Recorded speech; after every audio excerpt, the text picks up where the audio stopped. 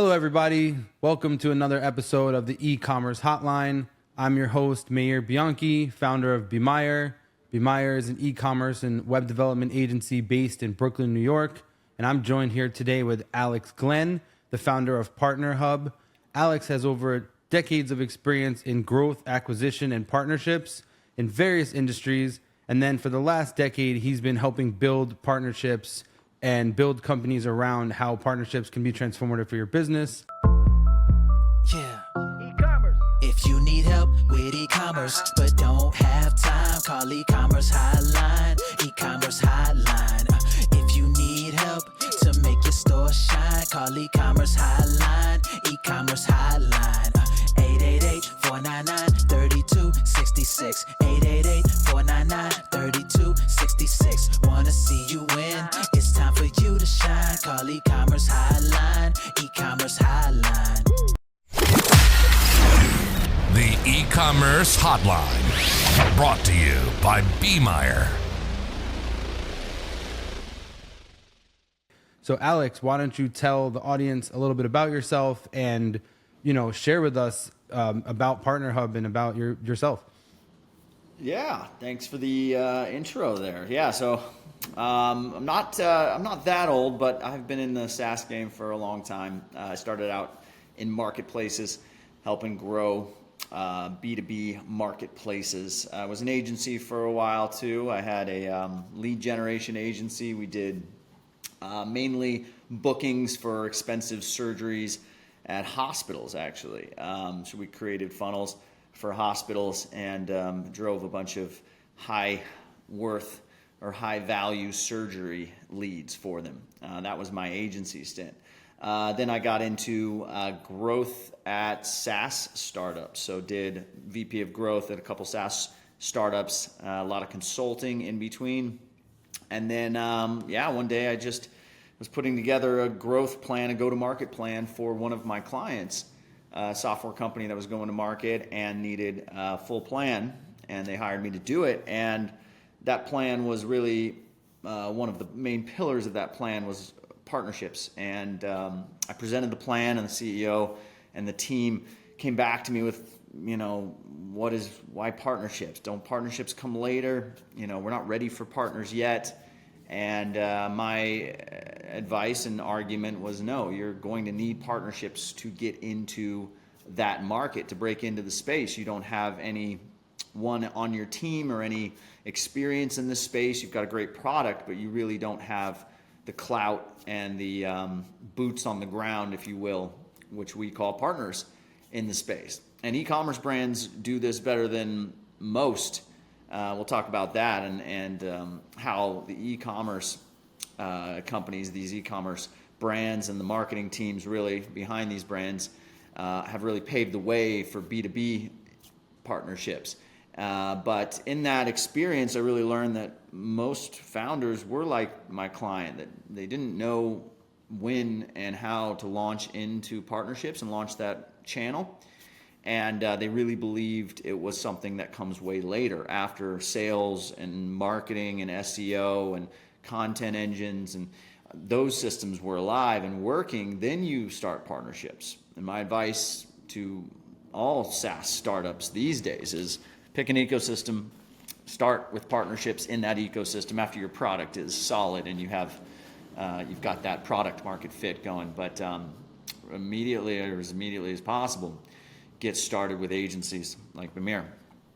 So I launched partner programs after that conversation. I almost bought the domain right as I was arguing with the guy about the plan I put together. I bought partnerprograms.io, and I started with helping B2B SaaS companies figure out what types of partners to work with, and built a community of partners that wanted to work with each other and wanted to work with B2B SaaS. The community was called the Agency Partners Collective. You can find that today. And we did events, we did all these campaigns, and then one of our agencies, shout out to Ashley Scorpio over at Hawk Media, she was asking about tools and strategies for how to manage all the partnerships that they were currently managing. And she was using a combination of Google Sheets and CRM and a bunch of other tools. And then someone else in our community posted about, yeah, I've tried some SaaS tools that were built for partnerships, PRM software, and it's either too expensive, it doesn't make sense for me as an agency, or it's just doesn't work for my partner operations. And the difference between a SaaS company running internal partner operations and an agency trying to work in all these ecosystems and with other agencies is vastly different on the product side. So we set out to build what we call Partner Hub, which is where agencies find and grow together, as well as manage all of their tech partnerships in one place, which makes it a lot easier, less hectic, and much more efficient for both sides, but agencies in particular, to manage partnerships. Well, it sounds like you might have a new customer in me after this one, because we have over 150 tech partnerships, and that's somewhere where, my company's in its 10th year of existence. Partnerships has always been at the foundation of what we do, because we came in with expertise in the platform side. And so naturally, because I came from working in brands or working on brands, I had that mentality already, because these are the types of people you encounter when you're trying to get something accomplished for your company. And so partnerships I've always had huge, immense belief in the value of. But when you have so many to manage, a tool like yours sounds honestly ideal, because it helps you centralize communications or identify the right people to collaborate with. And, your traditional CRM isn't just built for that, right? You can leverage it, but if there's something tailored for partnerships, then that's obviously perfect. And, you said a lot of interesting things in there, because it's true that not every organization sees the value of it, or you feel like you don't want to expose yourself to the world because you're a young company, or you don't quite have all your ducks in a row. But sometimes getting that market feedback faster can help you realize, oh, hey, we were going to concentrate most of our resources over here, and all of a sudden we're seeing this great path of growth over here. So I think like partnerships are great, because it keeps you from being in an echo chamber too much, and it lets you like learn something from what's going on in other corners of the market. And you also find that people are much more approachable than you thought, than when you're just looking at them as a piece of paper or an ad or a website or a billboard. And it's pretty incredible, honestly. Yeah. And again, making this related to e-commerce, of course, partnerships is a big part of just agency growth and SaaS growth. But in e-commerce specifically, if you think of any new product, let's talk about like just a vitamin supplement or a makeup line. When they're launching those with agencies involved, the best agencies on the planet will say, okay, well, we can bring you immediately into these partner channels that we already have. And those could be distribution networks locally through restaurants. Those are partnerships, right? They could be influencers, of course. We all know about the influencer marketing strategy and the affiliate strategy, right? That's all under the umbrella of partnerships. These are third parties that you work with that are part of your partner network that you leverage to help your clients quickly jump into those markets. So that new vitamin company, if it was just a marketing team pushing a bunch of content out and a bunch of PR out there about their vitamin and how great it is, we're not going to trust that. We're not going to sit there and say, yeah, sure. No, what we're going to do is go to social media, go to our communities, go to our friends, go to our local, establishments, and find out what they're using, what they're recommending. Those are your partners in the e-commerce space. So in the B2B SaaS space, partnerships are typically two-sided. It's either a SaaS, two types, sorry. It's either a software that you're integrating with, and you're just trying to plug into that ecosystem, like a new Klaviyo integration partner that's trying to get into the Klaviyo ecosystem, or Shopify, or what have you. And depending on your strategy, agencies like Bemeir. Yep. So if I'm a new SaaS company and I'm integrated with Shopify, and I don't have many customers, I don't have a lot of value to bring, but I have a great product, one of the things that I can immediately do, or I need to immediately do, is gain the trust of agencies like Bemeir, because I don't have the trust of the end customer, the D2C e-commerce store that I want to embed my product in, that I want to buy my product. But Bemeir's been in the game for 10 years, and Maier specifically has their trust of maybe 50, 200 clients that he's worked with over these 10 years. And he can immediately say yes or no to that product. And if it's a yes, I can get my product into a number of stores almost immediately after Bemeir is trained up and approves and believes that this is something that's going to really help his clients. One store at a time, of course. But that's the new way to launch a SaaS. It's not start my SEO channels and hire salespeople and marketing people and try to push and push and push. It's no, get a great product together and then go to Bemeir and say, what do you think? What do you need in order to bring this to your customers? Let's talk about incentives. Let's talk about alignment. Let's talk about what I can do to help you and anything I can do. And let's get this partnership started. Yeah, so there's a couple things I want to address. I want to shout out two people like Shan Aurora from Alia, which is like a pop-ups software. And he's a solo founder who just literally came out of the gate, knocking on doors, talking to people, and has very quickly grown his product in the last 6 months. And so that's a perfect example of someone who is like, hey, I'm not going to go, I don't maybe have the capital to hire all these teams, all these people, but I'm going to showcase my product. I'm going to get into as many hands as possible. And then like the market responds instantly. And I think that's such a good proof is in the pudding of what you said. But then also we've got people like Jesse from High Tide. And, what they're doing is they come like, ex-Facebook, ex-Instagram. They have a little bit more robust background from a professional experience. So they have a bigger network or people to draw upon. So it's like you said, different partnerships or different relationships that they can draw on. But same thing, building in public, putting it out there. And I think you're seeing that more and more these days. And, and so it's just, you're right. Like those old paradigms can slow you down. Yeah. The call it old, but traditional way of thinking about. Yeah. Traditional. Sorry. Yeah. Exactly. Old, traditional, pick your poison, but not to say that, a solid SEO strategy isn't going to get you business. That's not what we're saying. What we're saying is, I think it's in addition to. And not even in addition to, partnerships is becoming something that is a retention factor. You think about Bemeir again, let's use you. You've got your preferred tech stack.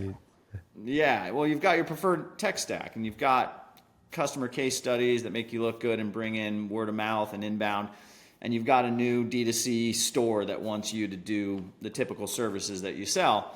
And they're coming with their traditional tech or whatever tech stack they came to you with, right? Yep, now let's say requirements.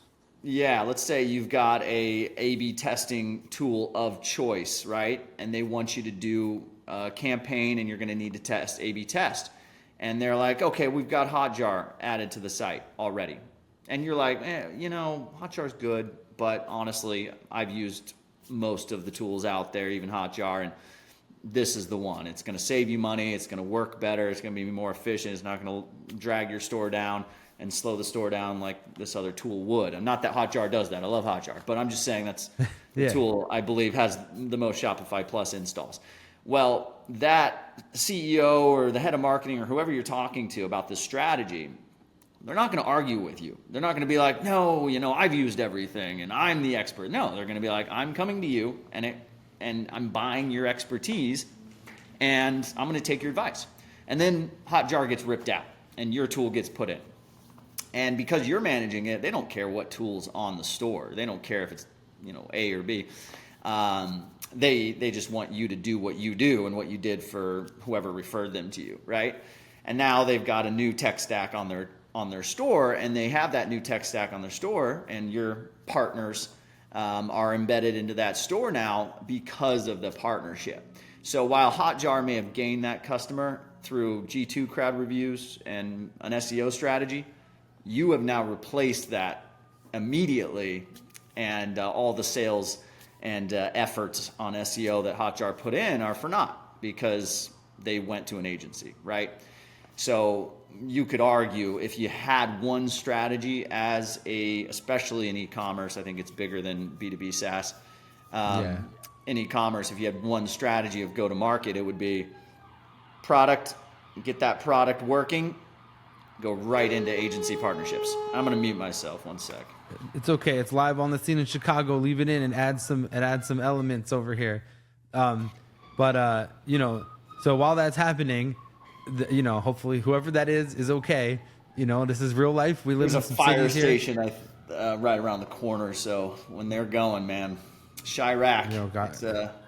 God bless the bravest. God bless Chicago's bravest. So, no. So what you're saying is it's true, right? The partnerships get you more at bats because if you're only driving down one channel, these partner relationships come in through the side because, like you said, we have the trust of the brand, or they're looking to us as thought leaders to tell them, hey, this solution is going to accomplish this goal for your brand, and so that gets you instantly in a conversation that you wouldn't normally have been in. Like, for example, A/B testing for Shopify, Shoplift, great founder over there. Same thing. They know, hey, if we can get in the hands of these people who are who already have their finger on the install button or the permissions to help bring something in, that cuts down that selling life cycle where they're just one more person inundating e-commerce folks with emails. It now comes through a trusted source. Same thing when you have a new entrant to the market, like heatmap.com, for example, Dylan, split testing lord, same thing. He's out there in the e-com scene, instantly can get in a lot of hands through the relationships and the friendships and the partnerships he's built. Yep. So yeah, we're seeing that. And then just to what you said before about brand partnerships, I wanted to go back to that for a second. I think that's always an interesting thing because, like vendor client is a respected relationship where an agency like mine, yes, we're technically a vendor for our clients. And so you have to always respect that, people want respect in that type of relationship. But when you do think of it as a partnership, it opens up so many more doors. And I like it when people treat me like that and I can feel that comfort level with the people we work with, because ultimately you're here to help people succeed, right? Like my validation on what we do is not just, oh, did we get paid? Did this happen? It's much more like, hey, did what we do make an impact on your business? Are we winning together? And so getting those wins together is what fuels me to keep going. Otherwise, I don't feel really good about the service we're offering. And so partnerships and thinking of it as a partnership with a brand allows you to put on other hats, because maybe, hey, you're able, like, for example, perfect time to shout out Drink Sip. So Drink Sip, friend of mine's company, non-alcoholic beer brand, right? Yeah, not quite brought to you by, but, if you need a refreshing non-alcoholic beer on 11 a.m. on a Thursday, you could pop a Drink Sip. And so, speaking of Drink Sip, it's like this is a friend of mine's brand. He's trying to get national distribution. And so, of course, I'm going to go to the local liquor store over here and be like, hey, do you want to carry this new non-alcoholic brand or try to get it in more places? That's just a small example. But cheers. The point is cheers, man. If I knew, cheers to the close-up cam. And so, there you go. Let that simmer for a second. How is that? Let that simmer. How is it? It's delicious. This is a Stealing Hoppy Hours 311's non-alcoholic hazy IPA, and it's making waves across the country. You can get it at drinksip.com. No affiliate code needed. Just the brand is very engaged on social media. Just hit them up. But the point I'm making is like you could totally make an impact for your customers by just connecting the dots, and it's not just straight up, hey, get this Jira ticket done. There's a lot more that comes to the table, and I think that also transcends like people. Now we're people, and and then people are what run brands. People are what run SaaS companies. People are what run distributorships. Wait, what is it? And oh no, you're checking out the window. We have a saying at Partner Hub. It's the people are your partners. I walked right into that. This one says partnership-led growth or something. But well, I'm happy I was able to hit upon your ethos and not even realizing it. And that's so cool that you have Partner Hub merch. Need to get me some of that. I'm big on the Bemeir merch also. Yeah. So no, tell me what that evokes in you or what that made you think of. Yeah, you mentioned the people at these organizations, and I think it's important, especially in partnerships, we have to realize like it's not me and Bemeir that are partners. On paper, and maybe we have an agreement. Yeah, it's Partner Hub and Bemeir, but it's really me and Maier. It's us working together. It's us doing a podcast together. It's us meeting up at an event and him introducing me to a couple people he's talking to. It's a multi-threaded email that we're in with a customer, a shared customer.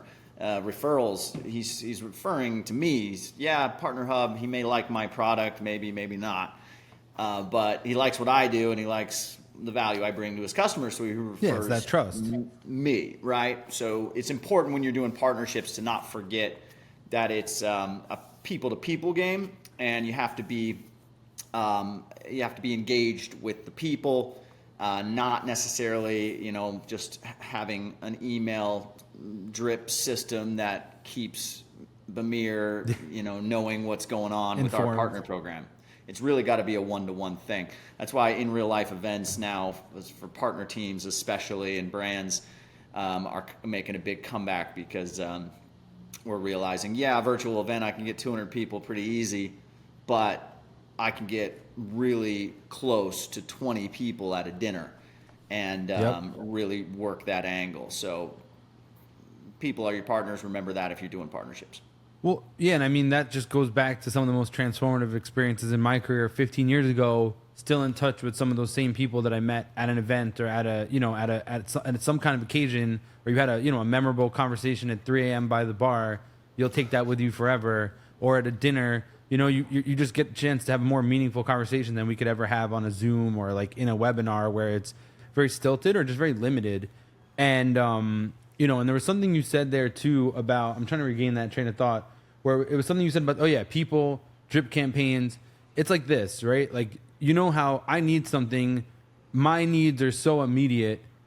Sometimes you forget that the person on the other side has 100 of me to manage. And that has been something that I've kind of had to think about that as we manage partnerships, because I'm like, oh, this person, I just see sometimes you're here to be the face of this brand, right? Like Okendo, Klaviyo, whatever it is. Like, I need something. I'm supposed to go through you to get it. I need that yesterday because the customer is asking for it. But then you're like, wait a second. This person manages 100 agency partners. Their only KPI is how much business they're bringing in through, meaning like what their boss is evaluating them on. And then it starts to make me feel like a compassionate, or I feel that empathy, that it's not like you don't feel it. It's just sometimes you forget because you're so focused on your goals. And that's where, has changed it for me a little bit, is when I realized that hey, how can I help this person succeed? Because I might there might be a commodity aspect of it, but at the same time, this person has something to do. So how can I streamline that for them? And that might reward back in the service you get for your end customer. And knowing how to navigate partner relationships ultimately can benefit the customers who are on the actual receiving end of those services. I love what you said there. Yeah, I think it's a tough role as a partnership manager, a partner manager, because of definitely that aspect. You've got 100 people at 100 different businesses that you're trying to manage who have requests all day and all week.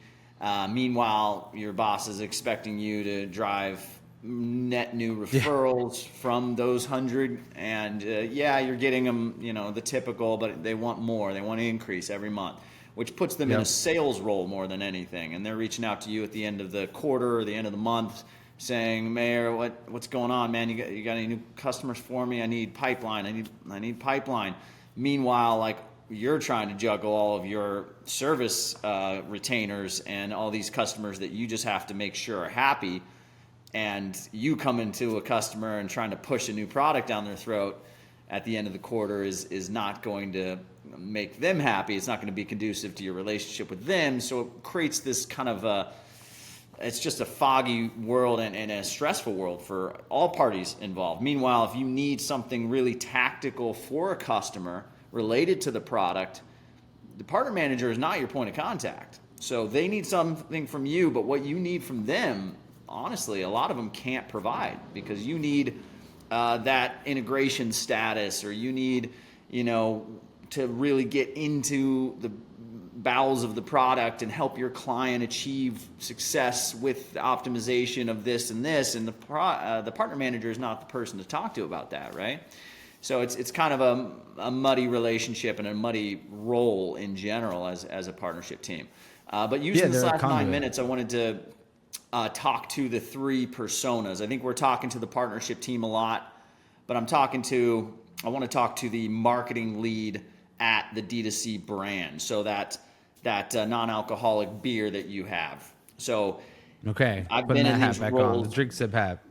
Yeah, so I was ahead of marketing for these different companies, and the CEO, they'll hire a marketing person. And I was typically the first, VP of marketing, and then I'd hire marketing manager, et cetera.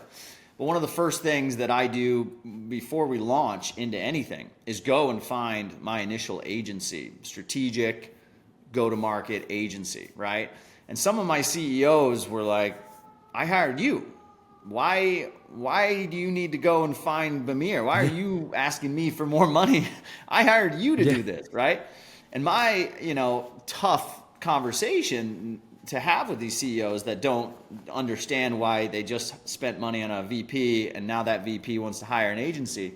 It's very tough, but what I think all brands and CEOs need to understand is you need that marketing lead to steer the ship, to think long-term vision, to make sure that the pipeline, the actual roadmap and the people are in the right places, and all of that sort of that go-to-market is managed and under control.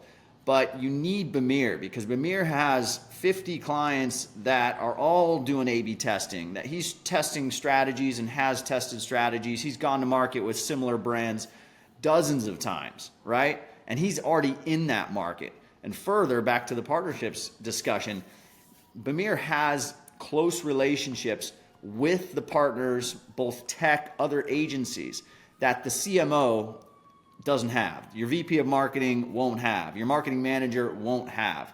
So the right brands that are smart about this are going and finding those initial go-to-market agencies to take them into market using their knowledge and expertise of all the optimizations that they've had experience that they're doing right now with all of their clients. The partner relationships, because you have increased support. If you're talking about tech partners, Bemeir has multiple points of contact at all those tech solutions, and especially in e-commerce. I mean, the average store, that beer store, how many tech solutions how many scripts, what's their tech stack size right now? What do you think? What would you guess? Yeah, I would say it's usually about 10 to 20, right? Like there's always that's the average I see in general. Yeah.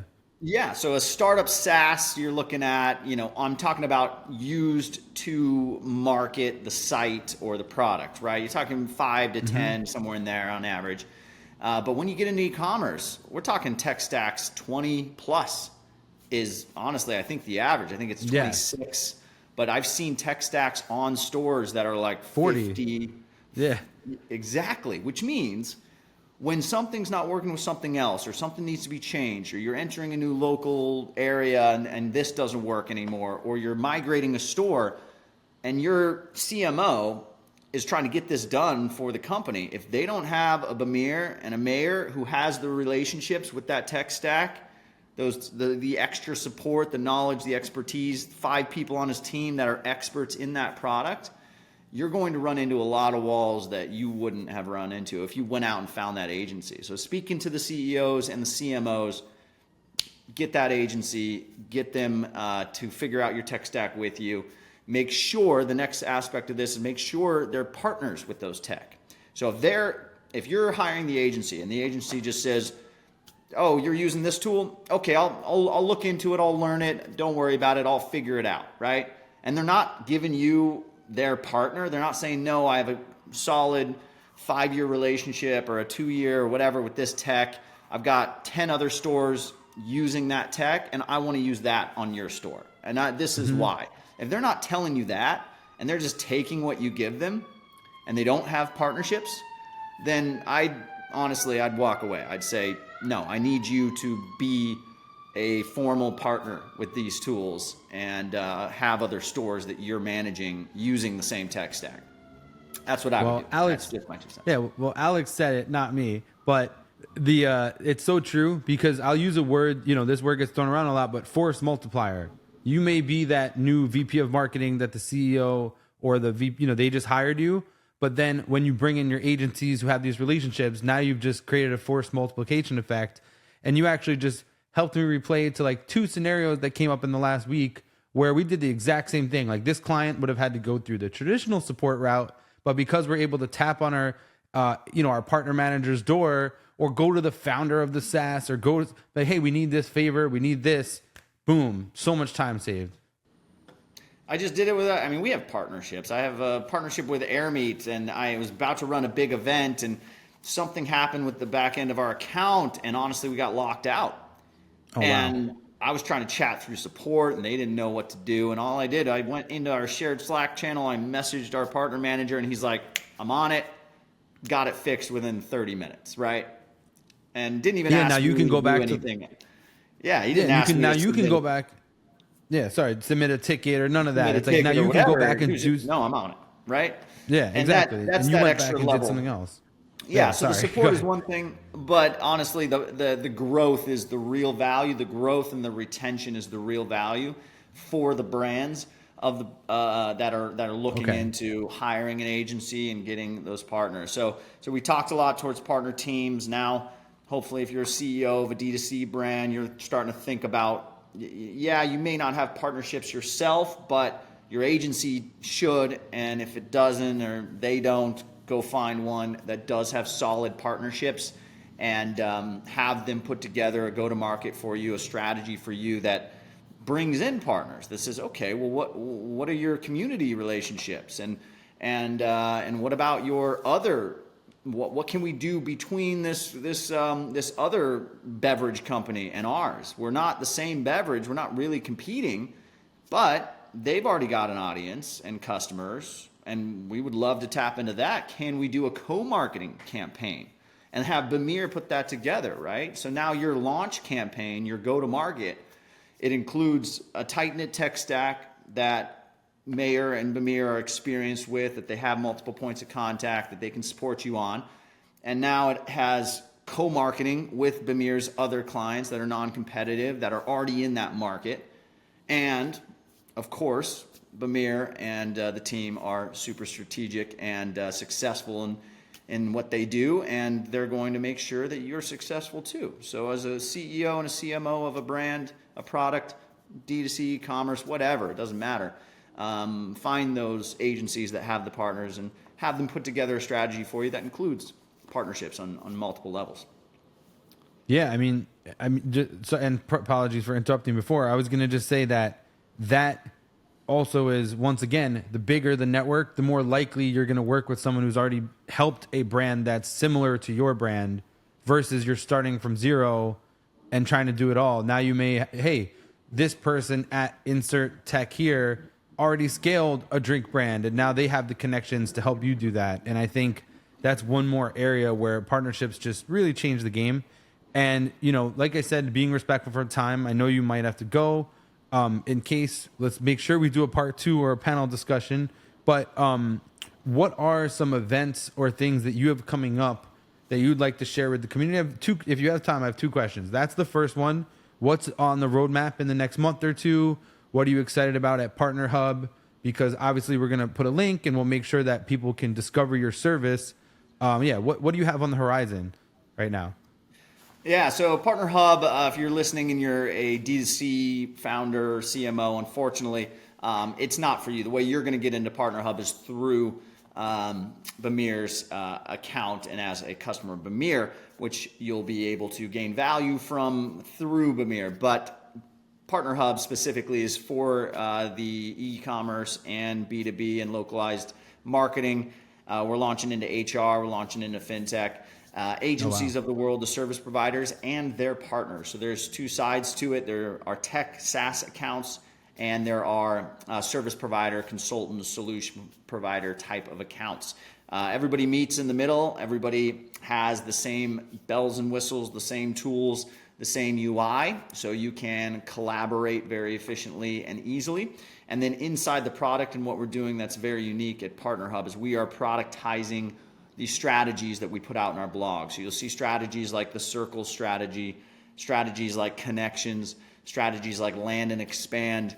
All of these strategies are actually productized in Partner Hub. So you can go in there and find your partners, put together your go-to-market, connect with partners of partners, and then put them all into groups of co-selling and collaboration partnerships. So you can actually win deals together and see what's going on in your partner network. Who's selling what to who, for what reason, what aspect, who bought what from who, when, and who was the point of contact, and be able to really efficiently and quickly jump into an ecosystem, jump into a market as a tech company or as a service provider, as an agency.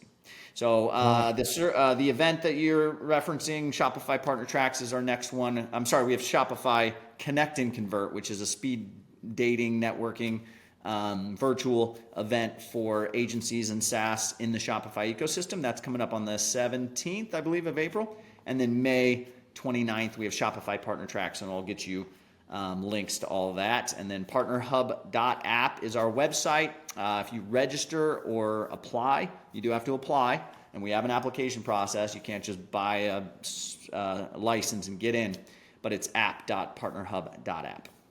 But I do have to jump, Maier. Unfortunately, I have an 11 o'clock, but this has been fun, man. Super cool podcast. I love it. Yeah, thank you for being our guest today, Alex. Sorry we couldn't get a little more in.